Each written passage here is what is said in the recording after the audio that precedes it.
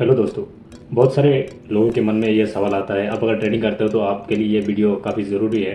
क्योंकि देखो, दो गलती ऐसा होते हैं ट्रेडिंग करियर में जो नए ट्रेडर करते हैं, ठीक है ना।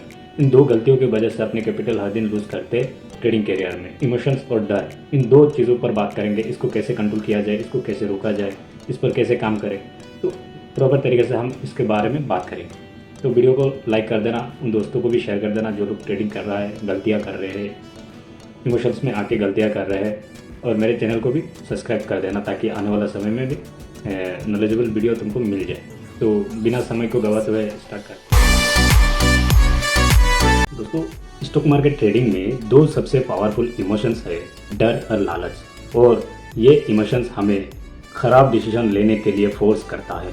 डर हमें बहुत जल्दी सेल करने पे मजबूर करता है, इस चिंता में कि मार्केट क्रैश हो जाएगा। और लालच हमें एग्जिट करने का टाइम होते हुए भी थोड़े ज़्यादा प्रॉफिट के उम्मीद में बहुत देर तक होल्ड करने पे मजबूर कर देता है। ये दोनों इमोशंस हमारे जजमेंट को अपने कंट्रोल में ले लेते हैं। और एक बार जब हम उन पर कंट्रोल खो देते हैं तो वो हमें अपने उंगलियों पर नचाते हैं।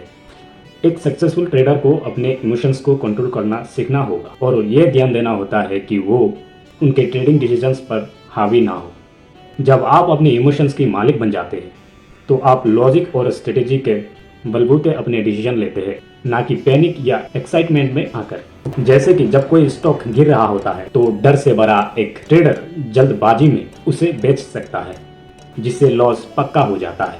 लेकिन एक शांत और डिसिप्लिन ट्रेडर शायद मार्केट की हलचल से ये पहचान लेगा कि ये गिरावट कुछ ही समय के लिए है और वो स्टॉक को होल्ड करके रखेगा या कम दाम पर और स्टॉक खरीद लेगा।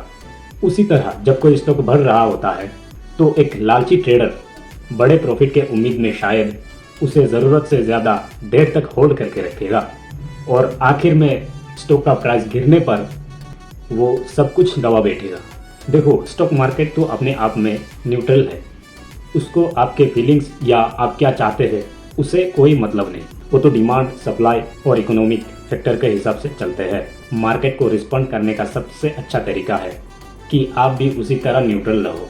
बस ज़रूरी ये है कि आप हाई और लो से अलग रहो, मतलब उनसे ज़्यादा अटैच मत हो। अगर किसी स्टॉक का प्राइस बढ़ रहा है तो आपको इससे बहुत ज़्यादा खुशी नहीं होना चाहिए, और अगर प्राइस गिर रहा है तो आपको पैनिक भी नहीं करना चाहिए। अगर प्रैक्टिकल बात करें तो अपने इमोशंस पर काबू पाने का मतलब है कोई भी ट्रेड करने से पहले आपके पास एक प्लान होना चाहिए। आपको पता होना चाहिए कि आप किस प्राइस पर ट्रेड में एंट्री करेंगे, आप अपना स्टॉप लॉस कहाँ सेट करेंगे और प्रॉफिट बुक करने के लिए आपका एग्जिट प्लान क्या है।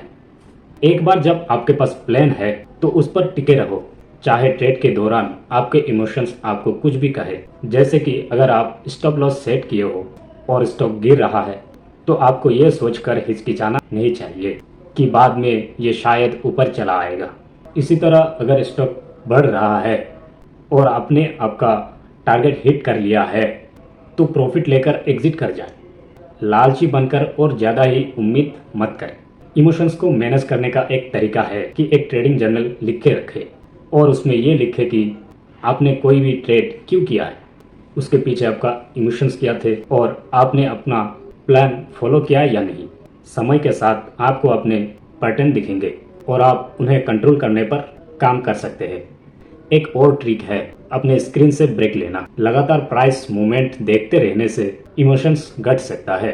थोड़ी देर के लिए हट जाना या ब्रेक लेना माइंड को क्लियर करने में मदद करता है। सबसे अच्छा ट्रेडर वो होता है जो अपने इमोशंस को कंट्रोल कर सकते हैं। वो डर या लालच को अपने ऊपर हावी नहीं होने देते। वो डाटा एनालिसिस और स्ट्रेटेजी के बेसिस पर अपने फैसले ले लेते हैं। जब आप अपने इमोशंस पर मास्टर हासिल कर लेते हैं तो आपको अपनी ट्रेडिंग पर कंट्रोल मिल जाता है और तभी आप सही मायने में मार्केट में जीतना शुरू करते हैं। एक एग्जांपल की मदद से समझते हैं। ट्रेडिंग में इमोशंस हमारे फैसलों को धुंधला कर सकते हैं, जिससे ऐसे डिसीजन लिया जा सकते हैं जो हमें बहुत महंगा पड़ सकते हैं। मैं आपको अपने दोस्त सनी के बारे में बता। उसने 2020 में ट्रेडिंग शुरू की थी और अब यूएस में रहता है। जब सनी इंडिया में था तब उसने एक कंपनी के लिए 6 साल काम किया। ये इंडिया में उसकी पहली और एकमात्र जॉब था। कंपनी छोड़ने के बाद भी वो उससे बहुत ज़्यादा अटैच था। अब वो कंपनी पिछले 3 सालों से स्ट्रगल कर रही है, उसके सेल्स गिर रहे हैं, बड़े इन्वेस्टर्स अपने पैसा निकल रहे हैं और मार्केट में उसका शेयर कम होता जा रहा है। फिर भी सनी लगातार उसकी स्टॉक्स खरीद रहे हैं क्योंकि वो उस कंपनी से इमोशनल जुड़ा हुआ है। उसके लिए ये नंबर्स की बात नहीं है, ये मेमोरीज की बात है। उस कंपनी में उसका जो टाइम था उसने उसे बनाया, इसीलिए वो स्टॉक को होल्ड किए हुए है इस उम्मीद में कि वो आगे चलकर हालात सुधरेंगे। यहीं पर इमोशंस खतरनाक हो जाती है। सनी सारे वार्निंग साइंस को इग्नोर कर रहा था, जैसे कि प्रॉफिट का कम होना, इन्वेस्टर्स का निकल जाना, और ऐसा वो इसलिए कर रहा है क्योंकि उसका दिल छोड़ने का तैयार ही नहीं है। लेकिन ट्रेडिंग में इस तरह का इमोशंस अपने प्रॉफिट को ख़त्म कर सकते हैं। जो डिसीजन मेकर्स लॉजिकली सोचते हैं वो केवल फैक्ट्स पर फोकस करते हैं, फीलिंग्स पर नहीं। और असल में वही लोग बेहतर साइंस करते हैं। तो दोस्तों इतना ही था। और आप भी ट्रेडिंग कर रहे हो तो ऐसे ही अपने इमोशंस और डर को कंट्रोल करके इस तरह से मैनेज करके ट्रेडिंग किया करो, हर दिन प्रॉफिट में रहोगे। और वीडियो को फुल देखने के लिए thank you so much. Like share comment. जय हिंद दोस्तों।